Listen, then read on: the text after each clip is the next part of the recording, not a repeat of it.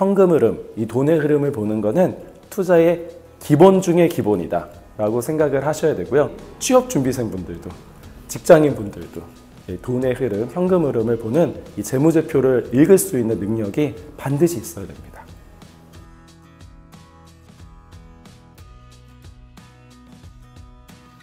안녕하세요. 저는 재무제표 돈의 흐름을 읽어라의 저자 강대준입니다.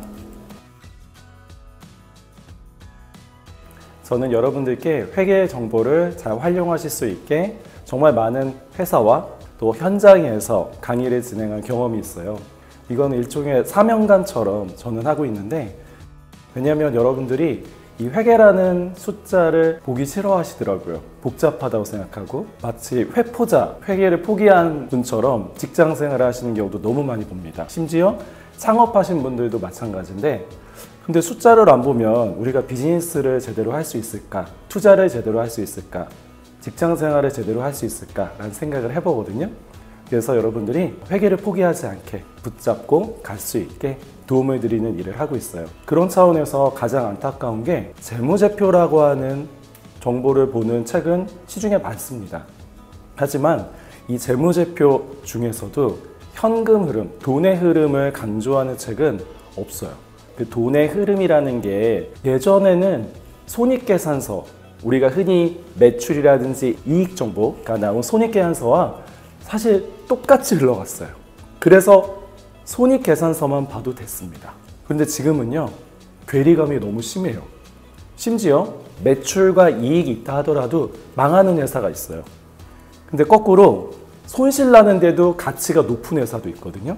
그런 회사를 보면은 돈의 흐름이 정말 원활하게 흘러가는 것을 볼 수 있습니다. 한마디로 현금 흐름이 높게 형성이 돼 있어요. 돈의 흐름, 즉 현금 흐름을 우리는 봐야 되는데, 또 그 현금 흐름이 오히려 직관적이고 쉬운데도 불구하고 손익이라는 정보에 너무 익숙하다 보니까 우리 여러분들에게 제가 이거를 쉽게 접근할 수 있는 길을 알려드려야겠다라는 생각에서 책을 집필하게 됐습니다. 투자자들은 기업의 가치에 투자하는 거거든요. 기업의 가치는 크게 두 가지가 있어요. 하나는 우리가 시세, 시장 가치, 시가총액, 주가. 주가라는 거는 한 주당 주식의 가치거든요. 그러면은 기업의 가치를 주식수로 나눈 거예요. 근데 그거는 시장이 결정하는 겁니다. 시장에서 수급이 되는 거죠. 수요와 공급에 의해서.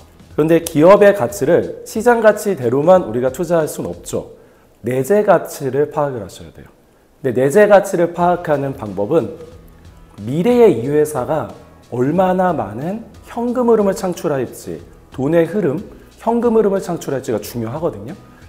또 그렇지 않으면은 매출, 이익이 있다 하더라도 지금 당장은 좋아도 미래가 불투명하면, 미래에 돈을 벌 수 없으면 가치가 있다고 보기 어렵습니다. 그래서 우리가 보통 기업 가치 평가를 할 때 얼마나 많은 현금 흐름을 창출하는가, 또 얼마나 안정적으로 창출하는가, 이 두 축을 가지고 기업 가치 평가를 하게 되는데요. 이거는 내재 가치라고 보시면 돼요. 이 내재 가치와 시장 가치를 비교해 보고 고평가다, 저평가다, 가격이 지금 합리적이다라는 것을 판단하고 투자를 하는 게 투자의 기본이에요. 근데 우리가 흔히 이렇게 투자하지 않죠. 어떤 정보를 듣고 어느 아는 친구의 동생의 후배가 연구원이면 어떤 기술이 개발됐대. 그러면 또 투자하게 되거든요. 근데 그거는 지금 미래의 그 회사의 가치보다도 훨씬 더 그 정보를 들은 사람들이 몰려서 시장 가치가 높다면 아무리 좋아도 투자하면은 안 되겠죠. 그래서 워렌 버핏 같은 경우에는 이 내재 가치를 보는 눈이 있고, 그리고 시장 가치가 이 내재 가치보다 현저하게 낮은 경우에 투자를 하거든요. 그럼 얼마나 낮냐라고 질문을 했더니 반 정도 됐을 때, 반값 됐을 때 투자를 한대요. 두 가지를 잘 보는 거죠. 첫 번째는 내재 가치를 보는 눈, 시장 가치가 현재 어디까지 와 있는지를 보고 투자하는데, 이게 너무나 어떻게 보면 쉬운 얘기예요. 가치를 보고 가격은 얼마인지, 그래야 우리가 그 상승폭을 가져갈 수 있거든요, 나의 이익으로. 근데 이렇게 고민하는 분들이 생각보다 없는 것을 발견했어요. 그래서 가장 기본인 이 회사, 그리고 나의 투자처, 부동산도 마찬가지죠. 수익 부동산 같은 경우에도 얼마나 현금 흐름을 창출해 줄 건지, 월세를 받는 현금 흐름도 있을 거고요. 나중에 판매했을 때의 현금이 들어오는 것도 있을 거예요. 그게 또 어느 기간에 얼마나 확실하게 들어올 건지가 안정성을 보고 가치를 매길 수 있습니다. 그래서 현금 흐름, 이 돈의 흐름을 보는 거는 투자의 기본 중의 기본이다 라고 생각을 하셔야 되고요. 투자자뿐만 아니라 이거는 사업을 하시는 분들, 그리고 기업을 보는 거는 내가 입사를 할 때도 이 회사가 과연 안정적인가 봐야 되잖아요. 그러면은 내 시간을 투자하는 거예요, 기업에. 그러면 당연히 취업 준비생분들도, 직장인분들도 돈의 흐름, 현금 흐름을 보는 이 재무제표를 읽을 수 있는 능력이 반드시 있어야 됩니다.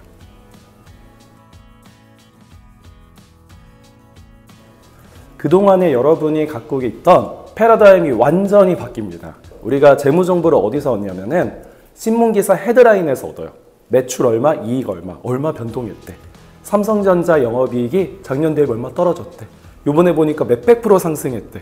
근데 그 실적 발표 나오는 날 오히려 실적이 좋은데도 주가는 떨어지기도 하거든요. 근데 이런 부분들이 우리가 현금 흐름을 보는 하나의 축을 놓치셔서 그래요. 이 손익만 보게 되고 현금 흐름을 못 본 거예요. 이 매출이라는 거, 이익이라는 게 여러 가지 스킬적인 거, 이론적인 요소가 많이 가미되다 보니까 예전엔 중요했어요. 하지만 지금은 오히려 직관적인 현금 흐름표를 보면서 회사에 영업이익이 있더라도 영업이익의 퀄리티를 판단을 하셔야 돼요. 제가 쉽게 좀 설명드리면은 영업이익은 있으나 현금 흐름을 수반하지 못하는 영업이익이 있어요. 매출과 이익은 생겼는데 쉽게 말하면 돈을 못 받고 있어요. 재고를 쌓느라고 돈이 다 지출됐어요.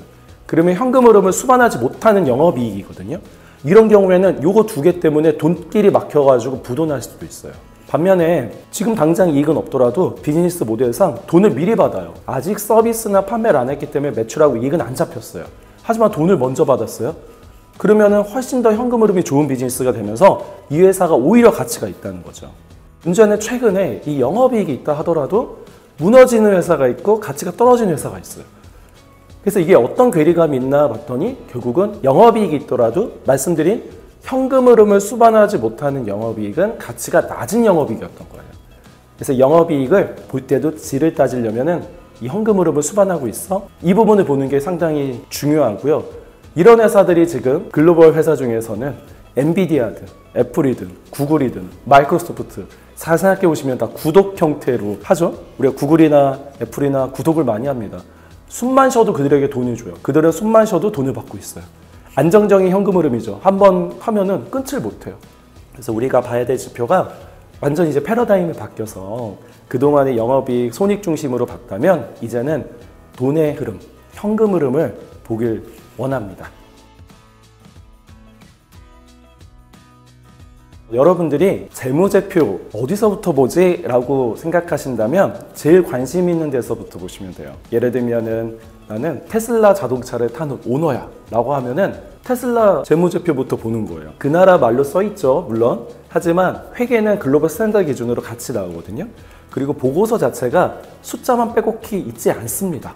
예를 들면은 테슬라의 공시된 사업 보고서를 보면은 차량이 현재 몇 대 팔렸고 어느 종류가 팔렸고 그리고 현재 얼만큼의 선수금, 현금 흐름이 되는지가 다 구체적으로 나와요. 심지어 일론 머스크가 연봉이 얼마인지까지 나옵니다. 그래서 하나의 뒷조사하듯이 재밌게 한번 보셨으면 좋겠고요. 그리고 말씀드린 대로 이제는 남들은 매출하고 이익 정보만 볼 때 우리는 돈의 흐름, 현금 흐름을 보셨으면 좋겠고 마지막으로 강조드리고 싶은 거는 이거는 비단 기업의 이야기만 아닙니다. 여러분에게도 적용이 돼요. 나도 현금 흐름을 어떻게 더 창출할 것인가. 그리고 현금 흐름이 유출될 때도 있어요. 내가 투자하는 경우에요. 그리고 투자를 했으면 더 많은 현금 흐름을 창출할 수 있게 미래에 안정적으로 다지고 가야겠죠. 그래서 이거는 누구나 이 책을 보시고 인사이트를 얻으셨으면 좋겠습니다. 감사합니다.